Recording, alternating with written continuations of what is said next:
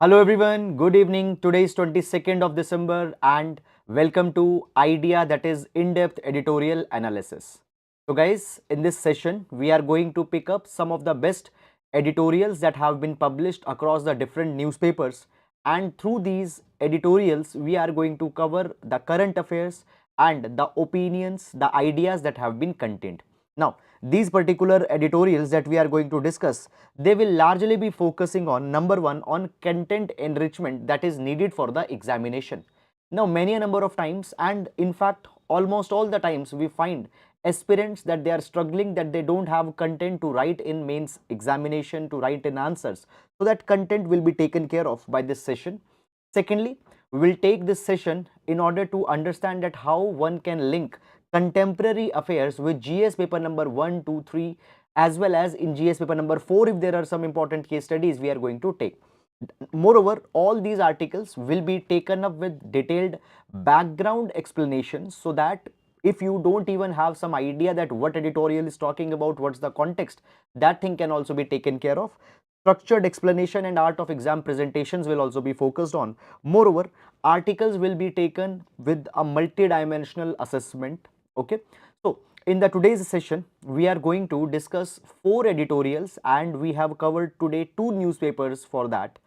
Actually, understand this particular thing, though we intend to cover multiple sources, for example Times of India, the Hindu, Indian Express, Business Line, Mint, etc., but the best articles who have direct relevance in the exam, they are chosen. So first article, um, the odds of mass prosperity. This article will be important for GS paper number 3, issues related to planning and mobilization of resources, and article is taken from Indian Express. Then second article, stay with science, go slow, GM. Now this article is taken, will be important for GS3 biotechnology, and article has featured in Indian Express newspaper. Then third article, ensuring food security for all. This article will be important for social justice, poverty and hunger related issues, and a Korean lesson in education. This article will be related to society, population and associated issues. Moreover, certain prescriptions for education has also been given in this article.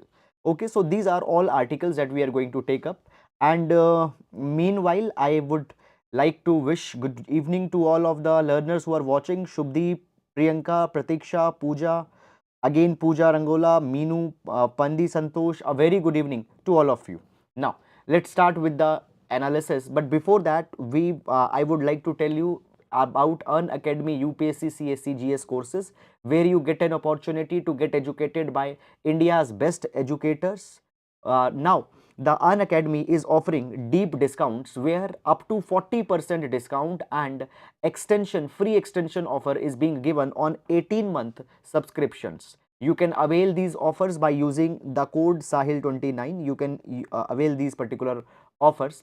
Moreover, the Arambh batch is just getting started from today, that is 22nd of December. You can enroll in Arambh batch, which is going to be a English, that is a bilingual batch. Moreover, you can also enroll in CSAT courses, which have been which have been started from December 12th and are nominally priced. Moreover, Unacademy UPSC CSE GS test series has also started, which includes comprehensive 55 tests, and you can enroll again at a price slash of just 1999. You can use my code Sahil29 to avail all these particular discounts. Now, taking up the first article. Now, the first article we have taken is from Indian Express newspaper, and article reads, the odds of mass prosperity. Okay, now in this particular article we are going to see this particular thing, that India's population is increasing and we will even cross China in terms of population by 2023. But are we reaping the adequate demographic benefits of our population? Is this population productive enough? Will this population be asset for India, or will this population going to be disaster for India? And in that particular direction, what kind of reforms, what kind of policy changes, policy suggestions are needed? All these things will be covered in this particular article. Now, first of all, we are going to see some of the data with respect to India's growing population and the direction in which India's population is going.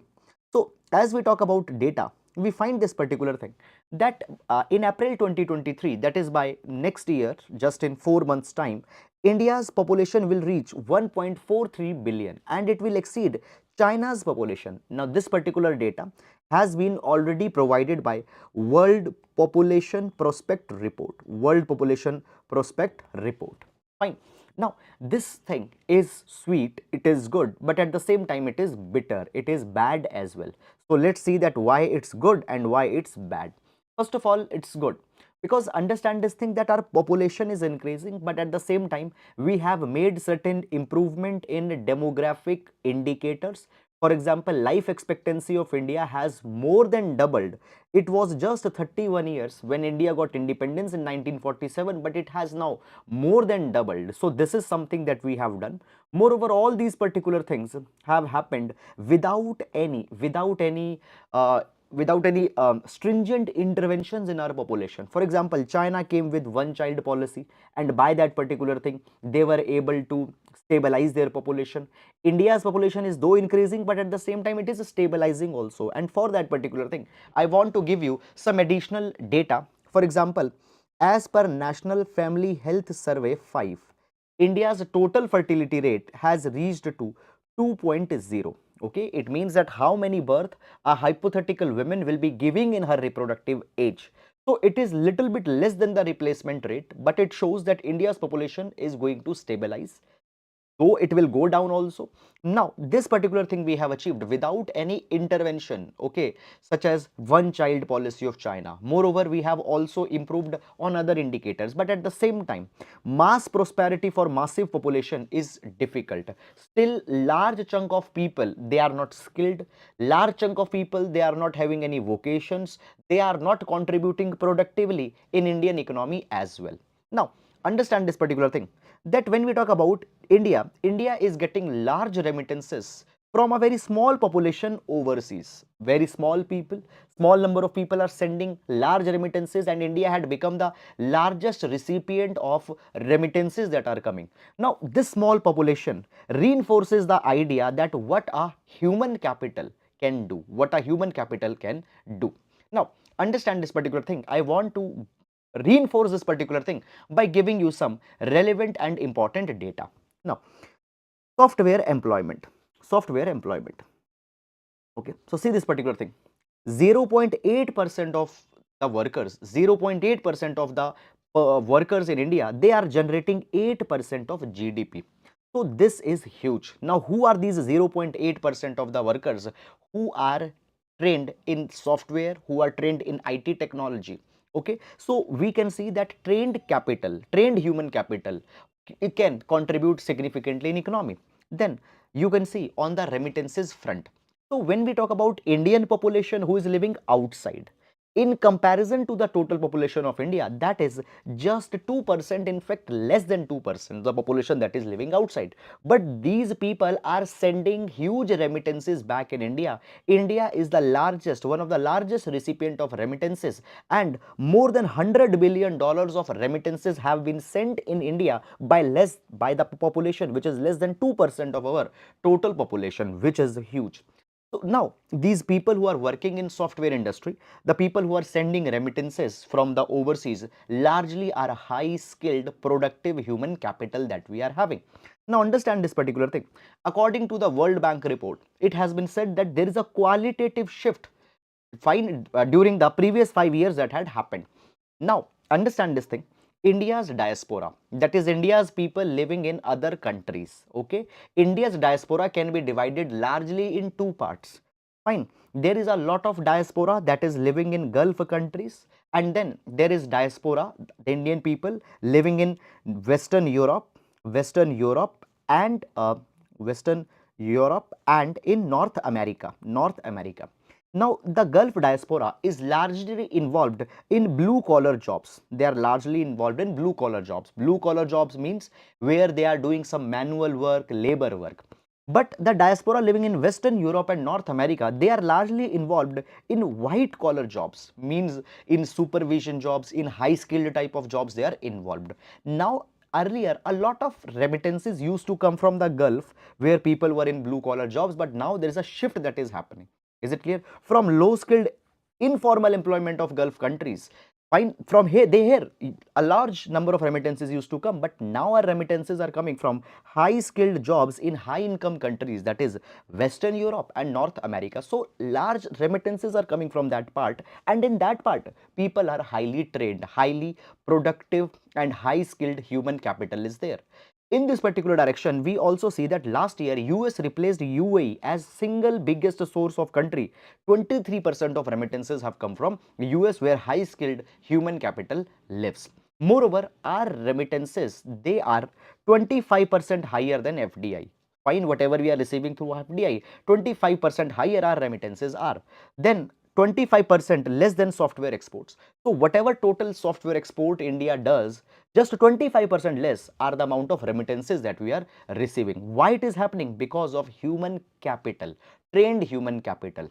Now, globally, we have seen many of the examples that where governments are spending money in pensions, interest, salaries, education. We have seen this particularly, government spend money in all these kind of things.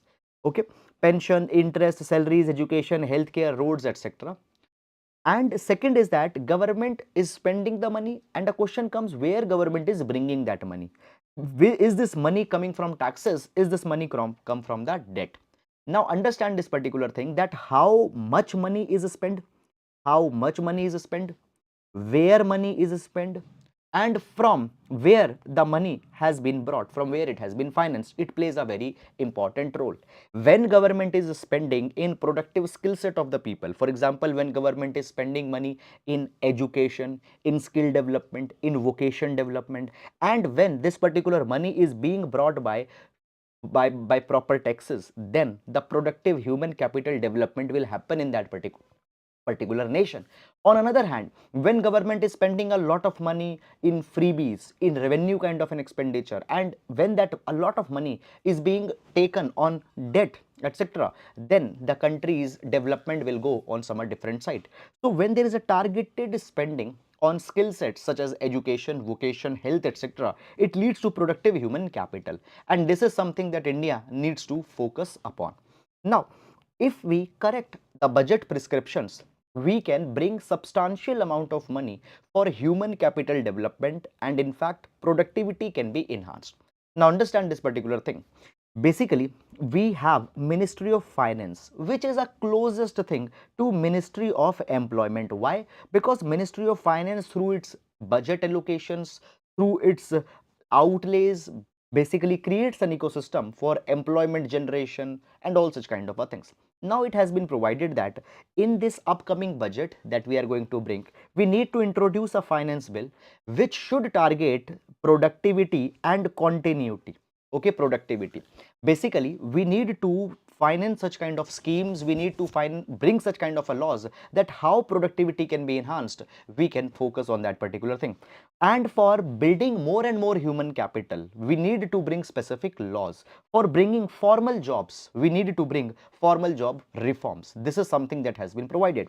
Now, how more formal jobs will be created, how more human capital will be created? It will only happen when we will have educated and skilled workforce. And for that particular thing, we need to implement national education policy as early as possible. Now, as per government's timeline, national education policy will be implemented within next 15 years. So it got introduced in 2020, and the timeline up till 2035 has been taken till which it will be implemented. Now we need to reduce it from 15 years to 5 years. This is something that has to be done. Moreover, basically, as we talk about spreading more and more education, today online education, e-education has become a norm. And so that in a seamless manner, online education should be spread out.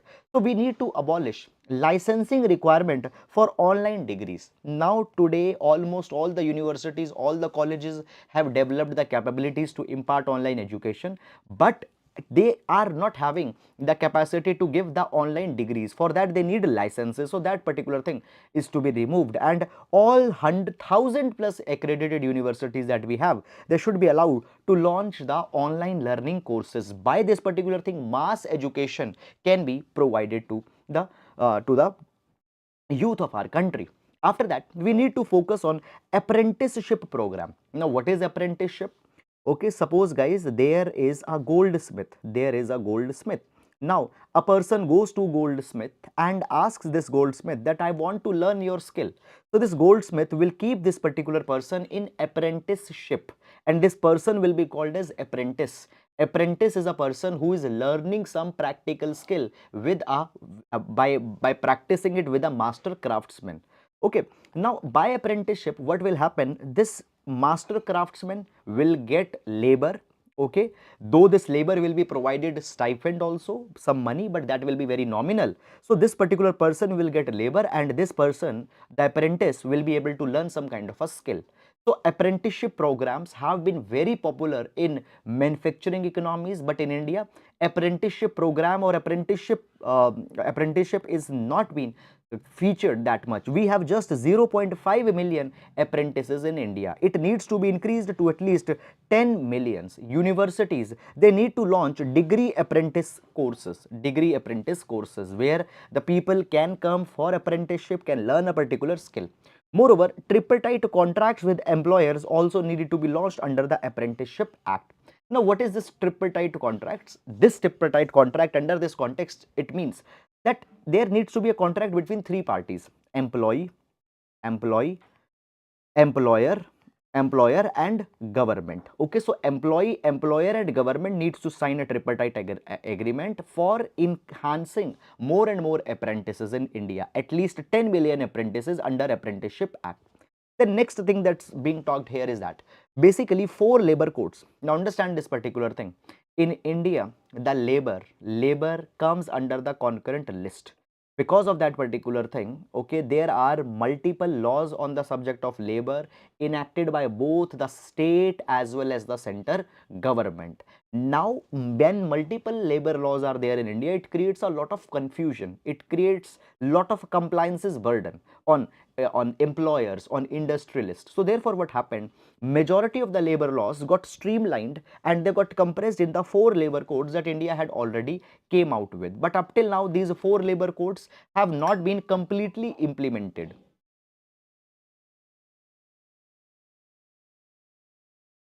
Have not been completely independent. Okay. Now, therefore, what it has been provided, basically, the industries which are there into the central list of industries, there all these 4 labor codes need to be implemented, notified immediately. Moreover, we need to appoint a tripartite committee. Again, tripartite committee means a committee of these 3 people, that is employer, employee, and government. So we need to appoint a tripartite committee, and this tripartite committee needs to ensure that how even these 4 labor codes can be converged into 1 labor code. Okay, so it will bring more simplification. This is something that can be done. After that, we also need to bring the ease of doing business. Okay, so the enterprise's PAN number needs to be created as a universal enterprise number. Okay, we have PAN number, then there are other documents. So basically, we need to have a universal enterprise number by which all the benefits that a government will give to enterprise can be linked. Then next thing that comes in this particular direction is that basically we should also explode manufacturing employment. Okay, basically right now there is the Factories Act. Okay, and under the Factories Act, a large number of compliances are there on any employer that they have to follow. Basically, guys, understand this particular thing. We have Factories Act, and then we have the Trade Unions Act, Industrial Disputes Act. Many acts are there. Basically, if a company hires the laborers up above a particular number, then many act becomes applicable on them, and then they need to comply. Okay, so therefore, what happens? It increases the compliance burden. So basically, rather than the Factories Act, which are old, which are redundant, we need to ensure that the employers comply under the Shops and Establishment Act, which have been brought by the different states. Now, for example, Tamil Nadu, etc., had came with the Shops and Establishment Act. These acts are more liberal. The burden of compliance is less. They are more simple. So these particular acts should be complied by the employers rather than Factories Act. And in fact, the Factories Act can be abolished to bring the simplicity in the labor laws, in the labor reforms. This is one suggestion. The next thing that's coming here is that we need to create a non-profit corporation like NPCI, National Payment Corporation of India. Now, NPCI is a very revolutionary kind of an organization because you know UPI, Bheem, Aadhaar, basically Aadhaar enabled bill payment system. Okay, all these kind of innovations have been brought by the NPCI. So we need to create a non-profit corporation that will operate API. Okay, API driven National Employer Compliance Grid. Now, this particular basically National Employer Compliance Grid will be a kind of a platform which will enable all the central ministries, state governments, so that they can reduce the compliances and they can decriminalize the compliances. Now, many compliances are there. For example, suppose there is a factory. In a factory, there is a boiler. Now, the boiler needs to be inspected, audited from time to time, and then many other compliances are there which have needed to be ensured if you have a boiler. Now, many of these compliances, if they are not met, then it will be a criminal offense. So many compliances are needed to be decriminalized. Okay, so this is something that has to be happened. Many compliances are needed to be digitized. Okay, you should not require a inspector that will physically be visiting and will do that. Many compliances needs to be digitized. Many compliances are needed to be decriminalized.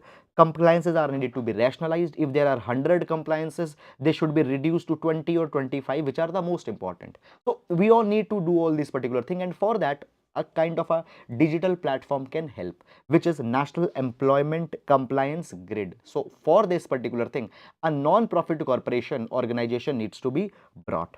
Okay, the next thing that comes here is that it should make employers provident basically it has been provided that basically employees provident fund contributions, it needs to be made optional. Okay, employees provident fund contribution needs to be made optional. If you want, you can contribute. If you don't want, you may not contribute. So it gives a kind of a freedom to employees.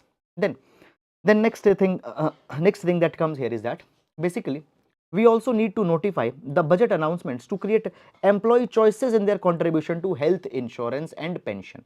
If they want to do, they should. If they don't want to do, they should have liberty in that particular thing also.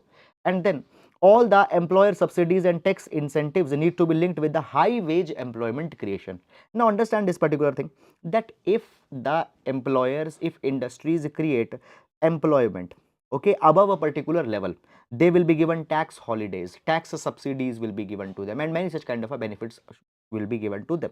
So rather than just creating employment, we need to change this particular metric a little bit, and we need to provide that rather than just employment, high wage employment needs to be considered. That fine, high wage employment is to be created.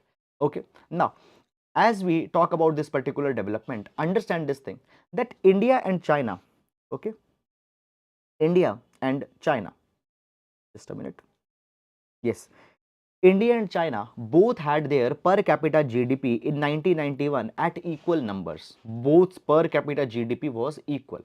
But now China's per capita GDP is 5 times higher. Okay, now understand this particular thing. China's liberalization started in 1978.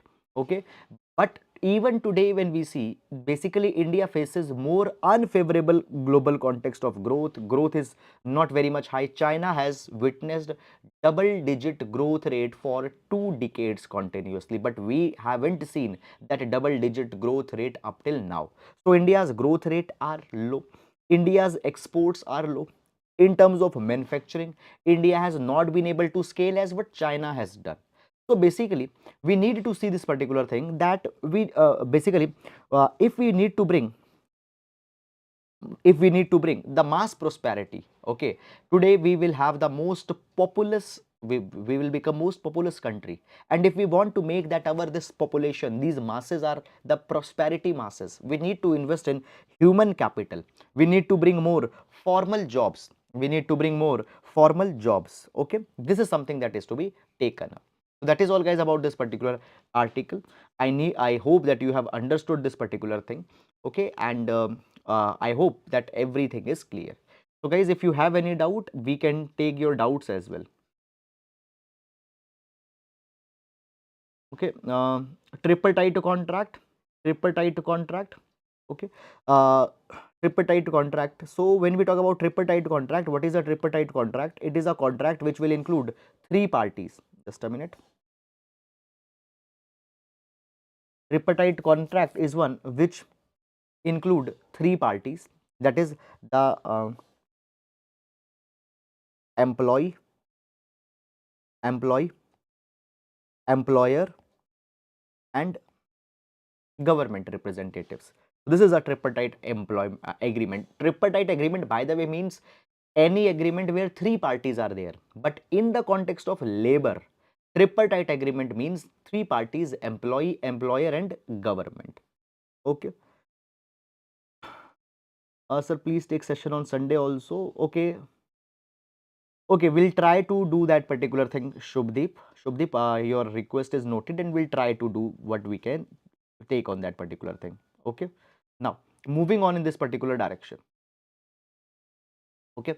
So, there is one more doubt. Sir, what is NPA? Please explain. NPA means non-performing asset.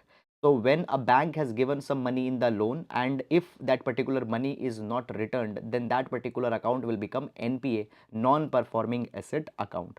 Okay. Fine. And one more doubt, PDF. Guys, the PDF is available on Sahil Saini Unacademy Telegram channel. The link for that channel has been given in the description box here in the YouTube. You can download the PDF from there. Okay. Then next article, stay with science, go slow on GM. Now, this article is taken from Indian Express newspaper and this article will be important for GS paper number 3. GS paper number 3, biotechnology. Okay. Now, first of all, before going in this particular article, I would like to explain you little bit of context of this particular article and after that we'll go in little bit details. Okay. So let's understand the context of this article first. So basically what has happened recently, GEAC, that is Genetic Engineering Appraisal Committee, had given the approval for environmental release, of basically DMH11. What is this DMH11? DMH11, it is the genetically modified variety of mustard crop. It is genetically modified variety of mustard crop.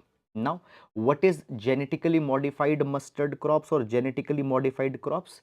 These are those crops where basically we bring some kind of a genetic modification so that that crop becomes more resistant to disease, pest, etc., so that the productivity increases, etc. Now, as this DMH11 has been given the environmental release, is it clear or not? Now there are the protests that are being taken up in the, there are the protests that are going on and there is even a petition that has been filed in the courts that this DMH11 crop should not be allowed. So basically in this particular article, we are going to see that why these protests are going on, why people, the farmers are against this DMH11 mustard crop. Okay, so all these criticisms, all these issues we are going to take here. Okay, now, so we see this thing that there is the ongoing litigations in Supreme Court about shortcomings found in our regulatory regime, the shortcomings with respect to the GM crops. Now, why there are the criticisms? The first criticism is there basically that there is a regulatory, we don't have good regulatory protocols about herbicide tolerant crops. And it is being said that this mustard that has been launched, it is a herbicide tolerant type of crop. Now, let's understand that what are these herbicide tolerant crops. Just a minute. Herbicide tolerant crops. So, what do we mean by herbicide tolerant crop? So, basically when there is any plant, when there is an, suppose there is any plant, okay. Now, this particular plant, fine, needs nutrition for growth. Many number of times we find this particular thing that around the plant there are certain weeds that often grow. There are certain undesirable plants, undesirable weeds that will grow. Now, these particular weeds will take the nutrition that is actually needed by the plant. So, therefore, we need to remove these particular weeds. Now, usually what happen, these weeds are removed by hand. Why? Because if you spray any chemical, if you spray any herbicide, then what will happen? It will even impact this particular plant. This plant will also die. Okay, so these weeds are plucked by the hands. But now, when the genetically modified crops are coming, when transgenic crops are coming, okay, transgenic crops are what? Transgenic crops are those crops in which the genes from two different varieties, two different breeds are brought. Okay, so basically what happens in the genetically modified crops, what can be done? There can be certain genes that can be introduced which makes this particular plant herbicide tolerant. Now, what is herbicide? Herbicide is a chemical that will be harmful to a particular kind of a plant. If we have sprayed this herbicide, the chemical directly, it would have killed the weeds, but it would have also negatively impacted the plant. So we don't do that. But in genetically modified crops, we can make these particular plants as herbicide tolerant. It means you spray the herbicide, they will not be impacted negatively. The weeds will be killed, but the plant will not be impacted. That is the herbicide tolerant plant. Okay, good. It sounds good. But it has been provided that this herbicide tolerant plants, many a times they are carcinogenic. Many a times these herbicide tolerant plants, they induces cancers in human. Now, when we talk about mustard, fine, mustard will be used for making mustard oil, and mustard oil is edible. It's consumed by the human.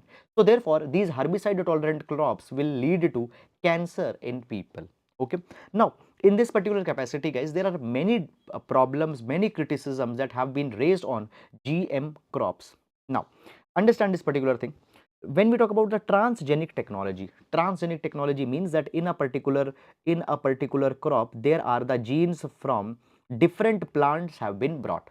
Now, this DMH11 dhara that has been grown, so there the and Hira, Varuna and Hira, two genes have been used. Okay.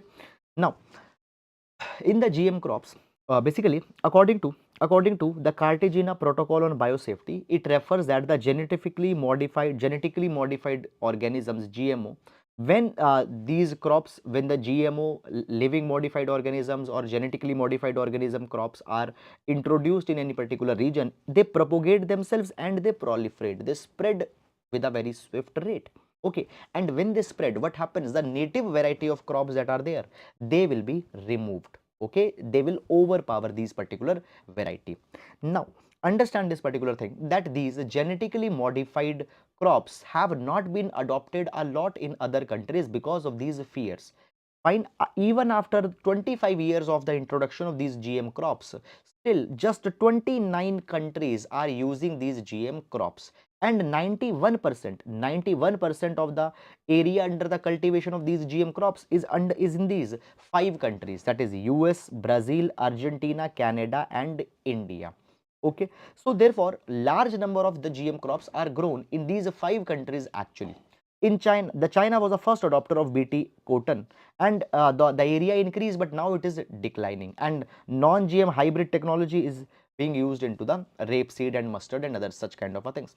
Now, when we talk about, just a minute, let me use different color pen. Yes. So when we talk about India, basically there are only two traits that are present in over 85% of GM crops. Okay.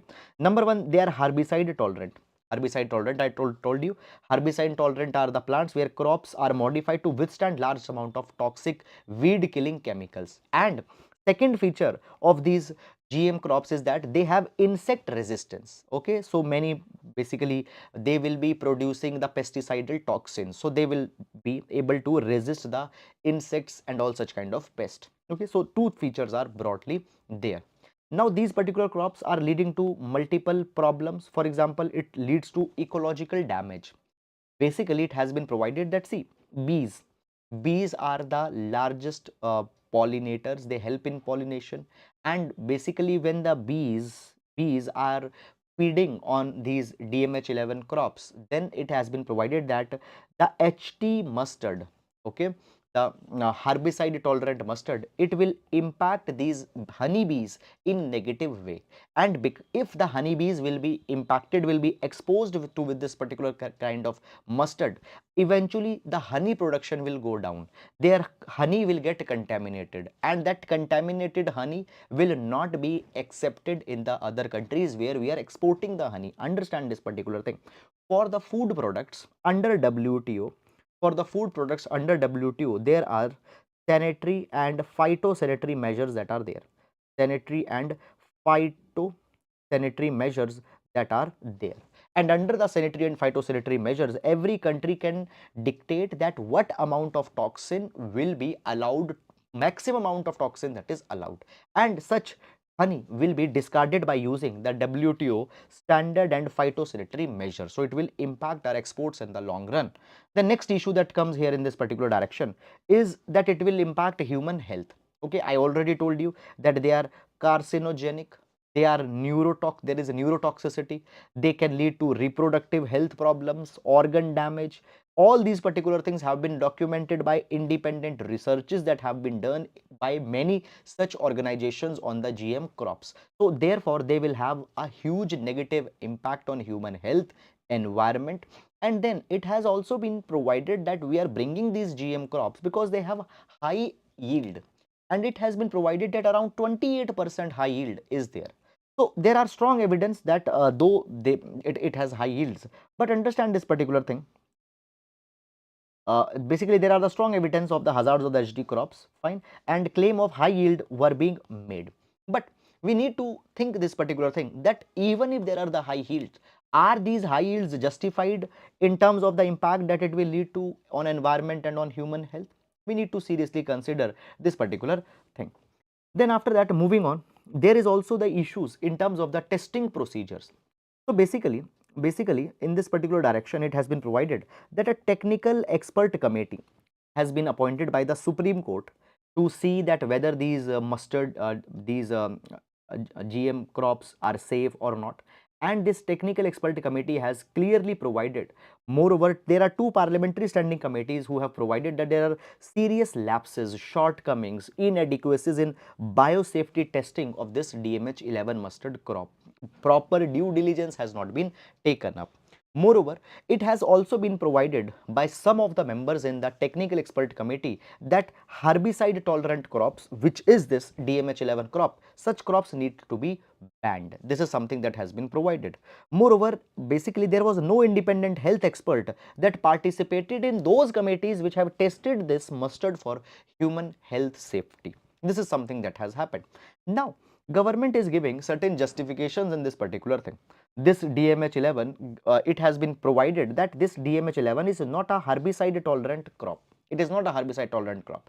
It is being said that there is a bar gene which is used in this particular DMH11, and because of this particular bar gene, it is being said that it will become herbicide tolerant.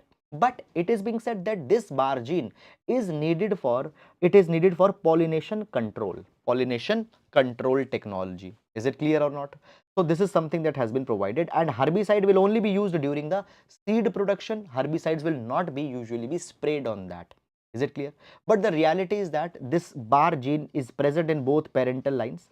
Okay, so basically it has been provided that anyhow this GM mustard can withstand application of toxic weed killers such as the glufosinate. Okay, this though it can withstand, and if it can withstand, it will be used. So therefore we need to be cautious, we need to be careful. Fine. Now what can be way forward in this direction? So way forward is being said that when we talk about the GM mustard, it is being publicized that we need it. Why? Because we import a lot of oil, edible oil from other countries, and by that we have high import bill of edible oil. So to reduce this particular bill, we need these GM mustards which are highly productive. This is suggestion. But understand this thing, that when we talk about the edible oil imports, what we import is not, we don't import the GM oil. Okay, we import cheap non-GM palm oil. We import non-GM palm oil. So when we are importing the palm oil, how growing more GM mustard will solve that particular problem? Moreover, it is also being provided that rather than going from the GM crops, we need to bring agroecological solutions We need to go for mustard intensification. We need to bring more land under mustard. Fine. And at the same time, we need to be more precautionary in this particular thing. Okay, we have issued the environmental release. Okay, but this is to be done only when we have done a lot of rigorous studies. Okay, peer review assessment has been done. Only after that, and only when we are completely sure that it will not have any health impact, then only we need to we need to uh, introduce it. Okay, fine. Then moving to the next article. Then this article is from Business Line newspaper. Okay, please show us how to download this PPT. See, this PPT is available on Telegram channel. Okay, Telegram channel's link is given in the description box in YouTube. Okay, so on Telegram channel the PPT is available. Okay, ensuring food security for all, business line. Okay, now, so basically this particular article is talking about high malnutrition that's increasing in India, which is largely because of ill planned policies that we have. Now, understand this particular thing, that malnutrition in India is on rise. Particularly after the COVID-19 pandemic, malnutrition has increased. According to Global Hunger Index that was released recently, India's rank is 107 on terms of hunger, which is not very good, which is very bad. Okay, now we find this particular thing, that in India malnutrition is very big problem, which is which is often becomes a challenge in India's development prosperity.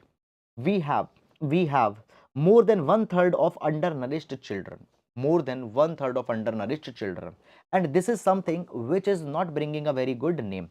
We need to bring targeted multi-sectoral approach. We need to orient the government programs, government schemes in such a way so that the adequate quality and quantity food grains are being provided. Okay, now, National Food Security Act 2013. This particular act is the iconic law.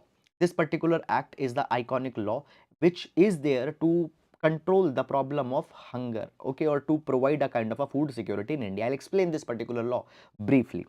So, as per National Food Security Act, right to food has been given to people. Right to food has been given to people. This particular act aims, that 50% people in rural India, sorry, just a minute. So under the National Food Security Act, it has been provided that it will target 75% people in rural India, 50% people in urban India, and in total 66% people at the pan India level will be covered. 66% people in the pan India level will be covered.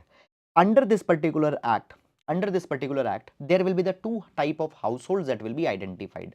There will be the Antyodaya Yojana households, and then there will be the priority households that will be there. Antyodaya Yojana households are the poorest of the poor, fine, poorest of the poor, and priority households are poor. Antyodaya Yojana households, they will be provided flat entitlement of 35 kg per household. 35 kg per household flat entitlement will be given to them. Priority households, here 5 kg, 5 kg of food per person, 5 kg of food per person will be given here. Is it clear or not? Now, one more thing that I want to tell you here is that basically here subsidized food grain will be given. 3 rupees kg rice, 2 rupees kg wheat, and 1 rupee kg coarse grains. 3 rupees kg rice, 2 rupees kg wheat, and 1 rupees kg coarse grains will be provided under this particular act. Is it clear? Now, when we talk about the National Food Security Act, this particular act reinforces Article 47 of the Constitution. Now, Article 47 aims to increase the level of nutrition and standard of living. So, it aims to implement Article 47. Now, under this particular National Food Security Act, it has been provided, the section 10 of the National Food Security Act very clearly provides that the responsibility for the identification of the beneficiary will be at the state and UT government. Fine, the states need to identify. For example, food will be provided by the union government. Actually, food will be provided by the Food Corporation of India, FCI.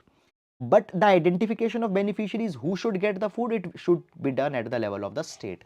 Who provides it? Section 10 of NFSA. You don't need to remember section etc. too much. Now there are the criteria that have been given for identifying the Antyodaya Anna beneficiaries, okay, which have been given, fine, under the Antyodaya Yojana guidelines. Then the state UTs are required to evolve. They have been given the power that they themselves be coming out with the criteria for priority households. Okay. Now in this particular direction, there are many problems that had come. Basically, guys, understand this particular thing. Different states have different criterias for identification. Now understand this particular thing. When we talk about priority household identification, most states have come out with the criteria, and they have modified their particular criteria. They have included certain inclusions, exclusions. For example, inclusion means that if you have X condition, you will be included. If you have Y condition, you will be excluded from that. Then residential vulnerability, if you are living in a particular area, you will be included. If you are at a particular age, it will be included. If disabilities incomes are there, so many criterias are there, different criterias as per the different states we have in this particular direction. Now moving in this particular direction, so when we talk about, guys, the National Food Security Act, okay, during 2014-15, it has been provided that several initiatives have been taken up to improve the access to the PDS. We have brought the technology reforms, we have brought the digitization of ration cards, deduplication of processes, okay, and by that particular thing, we are able to weed out, we are able to remove the 42.8 million bogus ration card holders that were there. Okay, so these many bogus ration card holders that were there, people who did not deserved the subsidized food grains, we have reduced them by digitization of ration cards, deduplication process, and by technology reforms. Okay, this is something that has been provided, a very good kind of a thing. But guys, there is one particular point which is problematic. So in under the National Food Security Act, government has taken the coverage limit of 813 million people. Okay, these people, 813 million people will be provided subsidized food grain. This is a target. But out of this 813 million, 13.2 million people have up till not notified, have not been identified. Understand this thing? 813 million were to be given food, but 13 million have not been notified up till now. We have certain states such as the Chandigarh, Himachal Pradesh, which have not been able to meet their defined NFSA National Food Security Act quota. They have not identified the beneficiaries. Now, why the beneficiaries are not identified? There are multiple problems in this particular direction that we have. Inclusion and exclusion errors. Inclusion and exclusion errors. Now, understand this particular thing. Basically, different criterias are there in different kind of a state.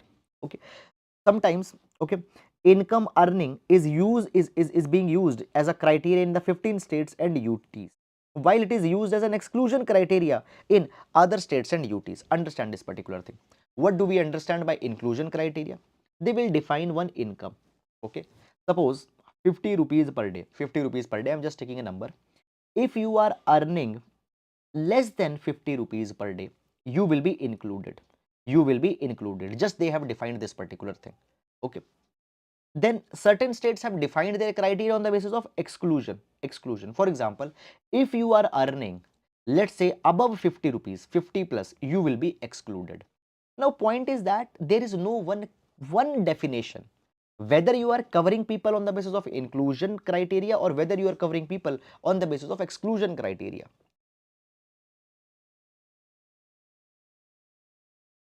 Now, basically, when we talk about the inclusion, many of the states include the people under the National Food Security Act on the basis of disability also. Now, in terms of Andhra Pradesh defines disability as the people who are physically challenged. Madhya Pradesh defines disability as deformity as well as mental retardation. So, on the disability, there is no single approach. The point that I am trying to give is that there is no one standard criteria on which the people will be included. Different numbers of indicators are being adopted for identification. Is it clear or not? This is something that is happening. Such variation is also leading to unequal coverage of vulnerable groups. according to the CAG report of 2015, and the name of report is Preparedness of Implementation of NFSA 2013, and it provided that most of the implementing states did not identify Antyodaya Yojana and PHH, Priority Household Beneficiary, as per the provision of NSA. Okay, what they have done, they have used the old database, redundant database that they are having. On that particular basis, they have done the identification. So there are serious gaps, serious lapses, serious shortcomings in terms of the identification that is being taken up. So therefore, what's the solution? Solution is that we need to revisit the criteria for identification of beneficiaries. And in this particular direction, guys, it is being said that we need to adopt the standardized criteria, and for that standardized criteria, we need to evolve a kind of a standard guideline. We have section 38 of National Food Security Act, which permits that the state government can provide direction to the state and union territory from time to time for ensuring the effective implementation of this particular act. So guidelines can be given, guidelines can be issued, but up till now such thing has not happened. So therefore, we need to revisit the beneficiary identification. We need to include the vulnerable categories, okay, such as the people who are having particular type of illness, particular type of disease, people who are having a particular kind of a disability. So therefore, efficient and effective implementation of the NFSA Act is right now the most important thing. We need to ensure that no beneficiary is left behind. Understand this particular thing, that when we talk about the human capital development, in this particular direction, guys, you need to understand this particular thing. That the food security of the people will also be instrumental in ensuring that whether they are important, whether their human capital is being fulfilled or not. Now, moving to the next article, business line article. Okay, when we talk about, guys, the business line article, the article we have is the Korean lesson in education. Now this particular article is taken from the business line, and this particular article we are going to see that how or what type of lessons we can take from the Korea. So this particular article will be important with respect to the population and related issues, because one particular aspect of population, that is the aging population in India, has been discussed in this particular article. Now, so the article says this particular thing, that as a whole, the whole world is getting older. The old age population is increasing in the different countries. There are around 34 countries in the world that have a senior citizen population of 65 years or old. Okay, 34 countries who have a senior citizen population who are 65 years old, and their population is larger than their working age population. Now, what is the working age population? Working age population is, in terms of age, it is defined as the population between 15 to 59 years of age. So their old population is more than this population. Is it clear? And by 2050, it is being said that it can basically that could increase to as much as 90%. By 2050, 1 in every 6 humans will be aged 65 years, and this is 11 in every basically this is 1 in 11 in 2019. So today, around 2019, 1 in every 11 is 65 plus, and by 2050, 1 in every 6 will be the 65 plus age. So the world is getting old. Countries with aging population, graying population are increasing. In India also, the aging population, the old population is increasing. Understand this particular thing, that when we talk about the demographic dividend, we are reaching its peak. Okay, and soon we will also have the old population. As per the National Statistical Office NSO's Elderly in India 2021 report, it has been provided that the 60 plus population in India will touch 194 million in 2031 from 138 million. Okay, so from 2021 to 2031, there will be the huge increase in old population that will happen. Moreover, old age dependency ratio. Now this is the number of person aged 60 plus per 100 relative to the age of person who are in the age of 50 to 59. So 60 in front of 15 to 59. This is the old age dependency ratio. It is going to increase to 20% by 2031. So it means that we will have more old people. We will have more old people, graying population.